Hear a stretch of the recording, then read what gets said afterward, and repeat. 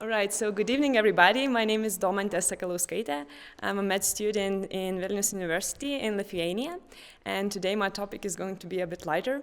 I'm going to talk about my study, which investigates the impact of music on the bioelectrical oscillations of the brain in children with epilepsy. So I'll start with a bit of background. So we already know what epilepsy is. It's a medical condition in which a normal neuroelectrical pattern in the brain becomes distorted, and that causes strange sensations, emotions, and most often some muscle spasms, seizures, and loss of consciousness. So this condition affects about 1% of the population, so it's actually really important to talk about it. Now, one of the most popular ways to investigate this distorted neuroelectrical pattern in the brain is EEG. And what we see in the cases of genetic epilepsy, which is what I'm investigating as well, is the interictal spikes, which are these spike and slow wave complexes, as well as some changes in the background brainwave activity, such as focal slowing and hypersynchrony. Now, why music? So it's already been proven by some scientific studies that music tends to reduce the amount of interictal spikes as well as the amount of seizures seen clinically.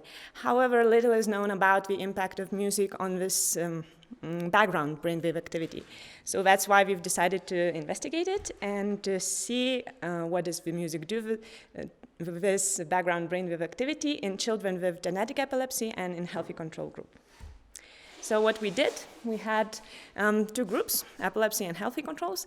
All participants underwent EEGs, and while undergoing EEGs, we were also, at some time point, listening to Mozart's Sonate for two pianos, K448. Now, we compared absolute spectral power in delta, theta, alpha, and beta frequency groups in the periods of silence and music. We did that in all of the electrodes together, as well as in the groups depending on their anatomical localization, and we use MATLAB for analysis.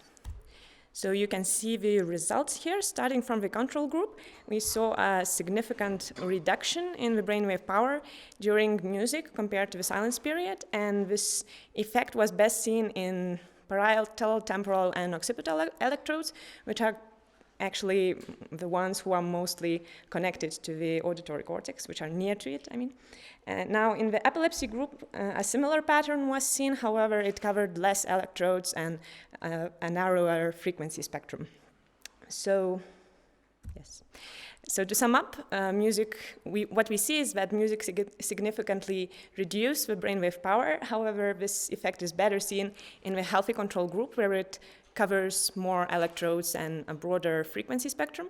We think that this might be due to the fact that epilepsy in some way changes the way brain responds to the outer stimuli. And of course, to further investigate this phenomenon, we would need broader studies in this field.